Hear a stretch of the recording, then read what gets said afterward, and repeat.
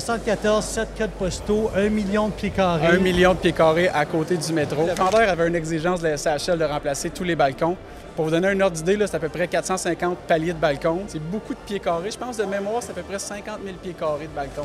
Faut que tu prennes des risques. Il y a des moments où est-ce qu'on a même mis des dépôts non remboursables significatifs dans la transaction. On avait l'évaluation à l'achat avec CBRE, 230 millions. On l'a payé 197,5. Bonjour tout le monde. Aujourd'hui, j'ai deux invités exceptionnels. Tout le monde a entendu parler de la vente du portfolio Northgate, la plus grande transaction multilogement en 2024. Jean-Philippe Claude, Nicolas Luna, comment allez-vous aujourd'hui, messieurs? Ça va bien, ça va bien. Salut Thierry. Salut messieurs, bien, on est au forum aujourd'hui. Beaucoup de gens sont là. Tout le monde est curieux de savoir exactement ce que vous avez fait dans cette transaction immobilière-là. Je me mets à votre place. Ça fait déjà 10 ans que vous travaillez ensemble. Et à un moment donné, un jour, il y a une transaction qui arrive sur votre table. Messieurs, vous pouvez acheter 1108 unités. C'est quoi votre première réaction? Bien, il faut dire aussi qu'il y a un actionnaire qui n'est pas là. Juste le mentionner, Frédéric Aubry, qui est là, qui est un actionnaire avec nous, qui n'était pas au salon. Fait qu'on va parler en son nom. Tu veux la première réaction? En fait, je suis parti à rire. C'est ça la réaction initiale de dire « 1100, là, je m'envoie tes chiffres, je ne serais pas capable. » Puis finalement, quand on envoie les chiffres, le deal fonctionne. Le deal marche. Fait que là, en fait, c'est de briser un peu le stéréotype de dire OK, il y a une coupe de zéro au bout, mais ça reste un deal immobilier pareil. C'est exactement la mécanique qu'on connaît. En fait, Nicolas puis moi, on avait 500-600 logements avant Northgate. Fait qu'on connaissait bien la mécanique. On tombait pas dans une tour en béton non plus qu'on connaissait pas. Fait que de dire qu'il y a 1 ou 2 zéros de plus au bout, ça reste la même chose. Fait qu'on a tout de suite tassé ce stéréotype-là. Puis c'est là qu'en fait, on a approché Fred aussi pour se joindre à la transaction, qui était également super intéressé par la transaction parce que les chiffres, encore une fois, faisaient du sens. On parle d'un portfolio qui était sur le marché déjà, qui était fortement exposé. Personne ne bougeait dessus. À travers les branches, on avait compris qu'il y avait des acteurs sociaux qui voulaient l'acquérir. Vous arrivez dans cette transaction-là. Pourquoi est-ce que vous avez vu une occasion là? On parle de chiffres. Qu'est-ce que les gens n'ont pas vu? Puis qu'est-ce qui a joué dans votre avantage à cette transaction-là? Bien, je peux continuer. Donc, Vas-y.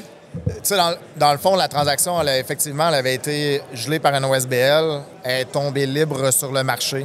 Il y avait un partenaire également là-dedans là, qu'on a fini par racheter avant la transaction qui avait la promesse d'achat en main, qui cherchait des gens pour investir. Puis en fait, le deal est resté gelé au même prix presque pendant 1 an et demi. Fait que, on le dit dans l'immobilier, le temps, c'est de l'argent. Fait que le portfolio a eu le temps de prendre beaucoup de valeur. Puis au final, on l'a gelé pendant 1 an. On l'a acheté à 5,27 de cap. J'aime ça le dire, là, ça m'excite quand je le dis. Mais à 5,27 de cap, à 178 000 la porte, si je me souviens bien. Fait que, en fait, le temps a fait son effort, puis ça continuait de prendre la valeur au fur et à mesure qu'on en prenait possession. Puis on ne parle même pas des augmentations qu'on a eues, qu'on va avoir en fait en juillet 2025. Fait qu'on a pu se joindre là-dedans, on a pu compléter les requis de mise de fonds à l'époque. Et on a juste gelé le deal parce que le prix était vraiment excellent. Très intéressant. Nicolas, actuellement, tu es dans un plan d'optimisation et de mise à niveau de l'actif. Peux-tu nous parler un petit peu du financement initial qui a été mis en place? Puis là, actuellement, je pense que vos jours sont occupés à remettre cet actif-là en état. Peux-tu nous donner un topo de la situation? Oui, en fait, le financement qui est en place présentement, c'est qu'on a une estimation hypothécaire de 140 millions qui était déjà en place. Donc, on l'a assumé. On a rajouté une balance de vente par-dessus ça du vendeur. Puis le reste, c'est les capitaux propres qu'on a investis pour aller faire l'acquisition de l'immeuble.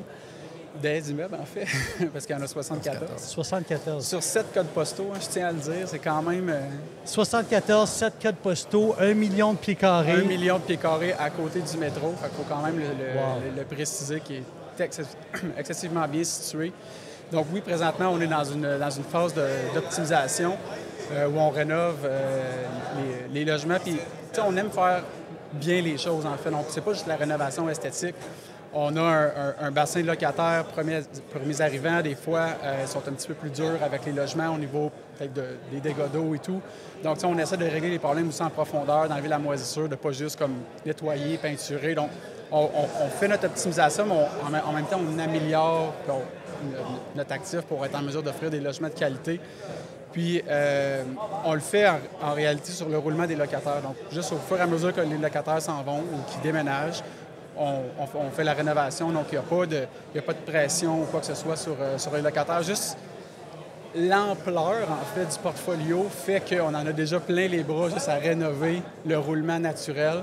Puis c'est comme ça qu'on vient créer notre valeur puis améliorer notre actif. As-tu des petits travaux de balcon en ce moment? Tout petit. En fait, pour la petite anecdote, on avait... en fait, le vendeur avait une exigence de la SCHL de remplacer tous les balcons.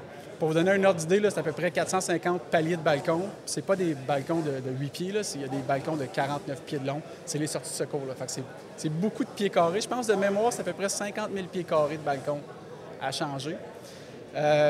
Donc, on est là-dedans. 3 millions de balcons. Ouais, 3 millions de dollars. Exact. Oh, wow. CHL nous donnait jusqu'au 31 juillet pour finir les travaux. Ça va être serré. On va y arriver presque. On va probablement demander une petite extension.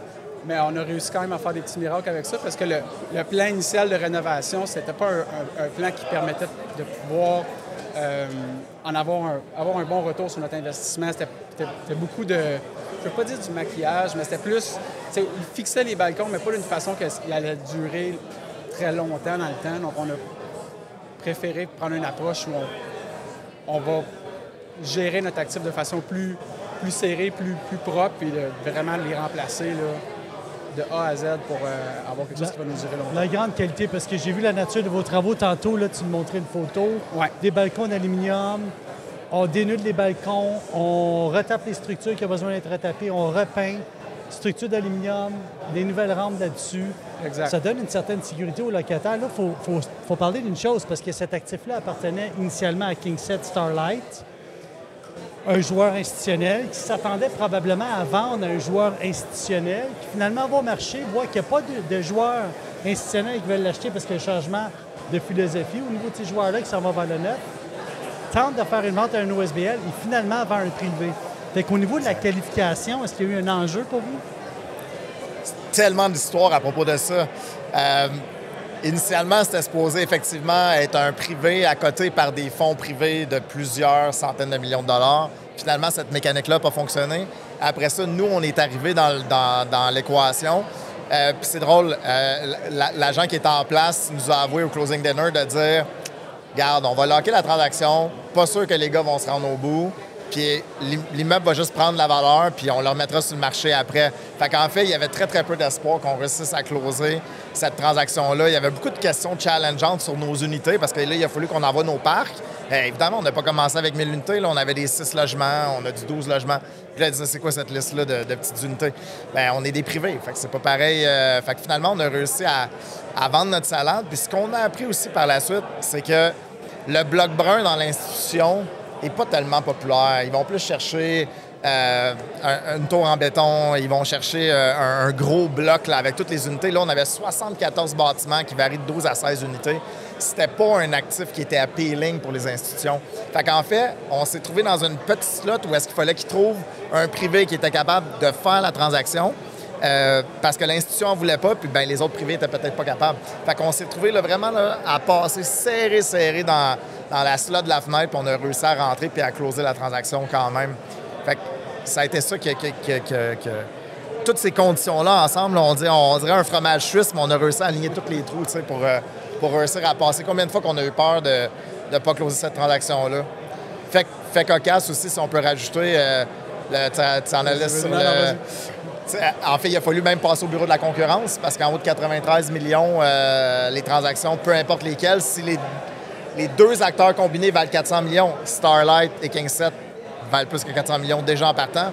Fait qu'il a fallu faire approuver par le bureau de la concurrence. Ça, c'était comme mon débroussaillé, on connaissait absolument rien là-dedans. Fait qu'il a fallu avoir le système du bureau de la concurrence pour la transaction. Fait que ça a été plein d'apprentissages comme ça, de dealer avec une institution versus un privé. Les contrats aussi, les contrats, c'est très... Comme c'est écrit, c'est comme ça va s'exécuter dans l'institution. Fait que ça a été un petit peu différent.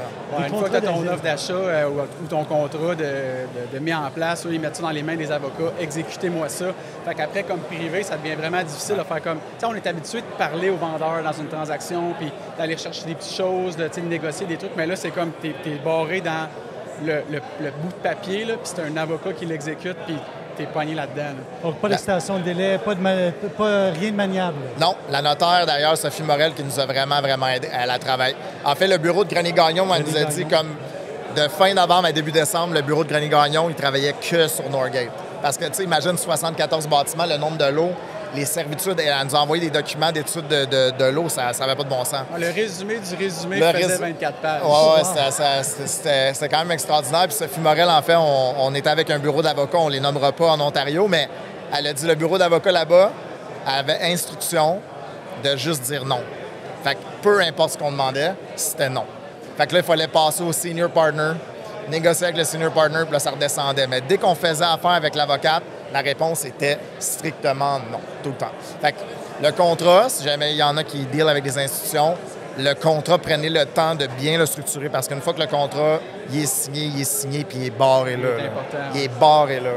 C'est intéressant de regarder une transaction aussi longue avec le stress que ça peut occasionner, la montagne russe, mais à fur et à mesure de se dire, attends une minute, le prix de la porte vient de monter de 10 dans cette année.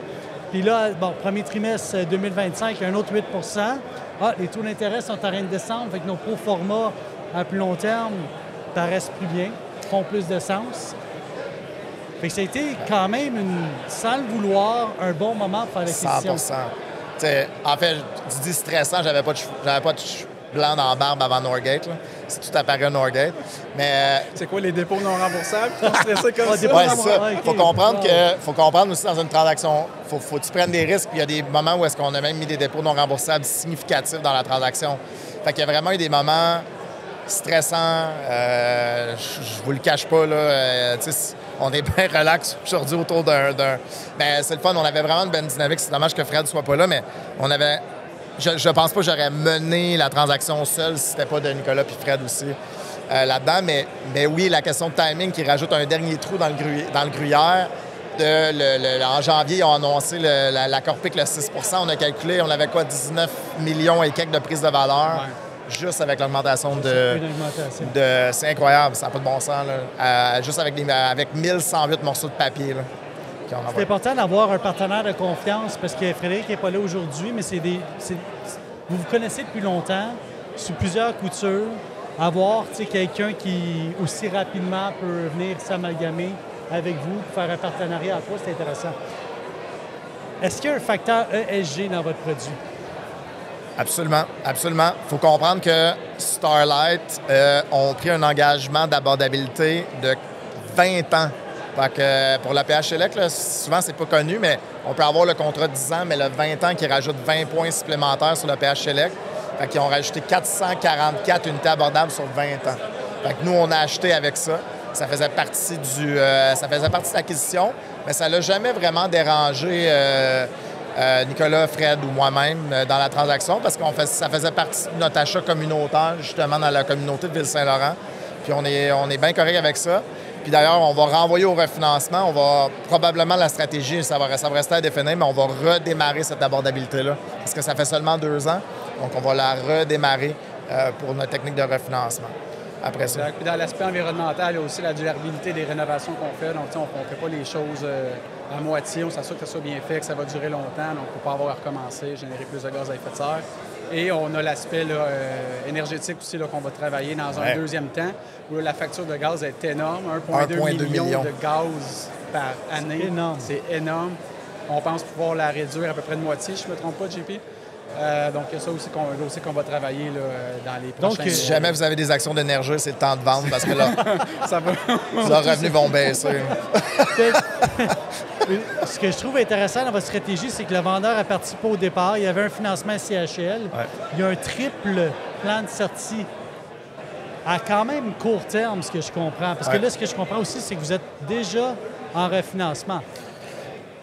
Oui, on est en train d'étudier. En fait, on le fait évaluer. Malheureusement, on n'a pas les chiffres. Il est en évaluation.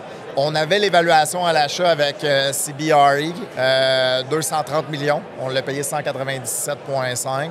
Fait que déjà, on avait une plus-value. Là, on s'attend au refi.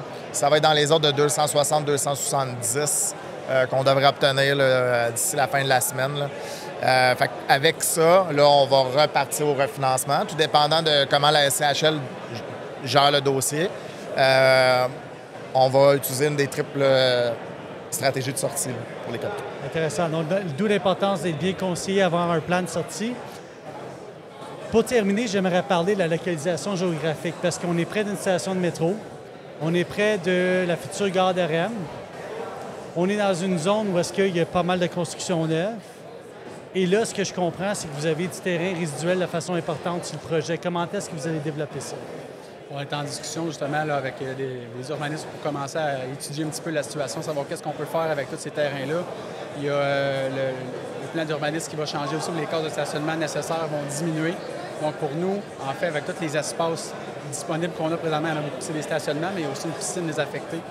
Donc on va voir comment on peut rentabiliser ça, puis voir qu'est-ce qu'on peut lever là-dessus. Présentement, les premières estimées, c'est autour de 200 portes. On verra à la fin comment on va réussir à en avoir, mais notre désir, c'est de construire et de développer le site. Du moins, en tout cas, les espaces libres, les développer. Ouais. Dernière petite question. Là. Vas-y. Oui, je voulais rajouter sur ce que tu disais parce que, en fait, quand on a analysé le deal, on l'a crunché comme n'importe quel immeuble qu'on cruncherait. Puis c'est après que j'ai réalisé que c'est 1 million de pieds carrés à côté du métro à Montréal. Fait que dans 20 ans, 30 ans, peut-être que ça va être un redéveloppement complet qu'il va y avoir sur ce site-là. Évidemment, on n'est pas dans ces hypothèses-là tout de suite, mais c'est de dire qu'on est propriétaire d'1 million de pieds carrés. Proche et loin du métro, il faut comprendre que c'est tellement grand que c'est loin et proche du métro. Notre walk score varie de 20. Là, ouais, 15. De 15. Le walking score, il varie de 15. Le walk score de la première propriété sur le bord du métro jusqu'à la dernière, le walk score varie de 15. Mais tu sais, on a ça, on a 1 million de pieds carrés qui vient d'être gelé à Montréal. C'est quand même incroyable. Ça vient se rajouter à la valeur. Que ça va être incroyable tantôt, le prix au pied carré. En fait, c'est drôle parce qu'on l'a purement qualifié sur les chiffres, puis tout ça, c'est venu en bonus par la suite de dire, parce qu'on est des propriétaires à long terme, on ne vendra pas Northgate. S'il y en a qui veulent l'acheter, oubliez ça, envoyez pas des lettres. On ne vend pas Northgate. On le garde. Garder à vie, mesdames et messieurs. On a déjà un plan pour, le développer pendant des années. Là. Vous allez être là pendant un bon bout de temps, puis simplement pour compléter, comment est-ce que les locataires vous ont reçu là-dedans? Toute bonne réception, je vais te laisser aller. En fait, justement, Fred, notre partenaire, a vraiment un système de gestion là, ultra systématisé qui nous a permis aussi d'avaler cette bouchée-là, on va se le dire. Ouais. Sans ça, ça aurait été assez difficile. Puis c'était une clientèle qui était habituée à plus une gestion manuelle, de venir payer le loyer au bureau, tout ça. Donc, il y a quand même eu une bonne adaptation au début. Là. Ils ne sont pas habitués de juste envoyer un courriel puis d'attendre une réponse. Ils veulent être en personne. Donc, en tout cas, cette adaptation-là a été difficile, mais globalement, maintenant, ils sont contents parce que le service est excellent. Là. Je veux dire, on répond aux requêtes, il est géré, numéro 1. C'est une petite adaptation. Hey, les avis, hein? On a vu, on prenait des photos là, au bureau de location. À chaque avis, c'est 1100 pages. Là. C'est 2 stacks de papier et quelques. Là. Fait que c'était ça d'épais. Là. À chaque avis, c'était ça d'épais de papier. Fait qu'on va pouvoir mettre ça dans les facteurs G. Là, on sort. T'en brûles les imprimantes avec ça. C'est pas juste du gaz qu'on sort. Ah oui, c'était de l'impression. Puis, autre dernier fait cocasse aussi, au niveau de la gestion, on avait un syndicat en place, quand même assez exceptionnel. Fait que les employés de terrain, effectivement. Mais on l'a encore, le syndicat. On l'a encore, évidemment. On l'a encore. Fait que syndiqués, dans notre due deal, il a fallu passer la lecture d'une convention collective. Fait que ça faisait partie des premières. Messieurs, très intéressant. On va vous suivre de proche et de loin pour voir comment ce projet-là va développer à travers le temps. Merci d'avoir pris le temps et franc succès dans toutes vos aventures immobilières futures. Merci Thierry. Merci.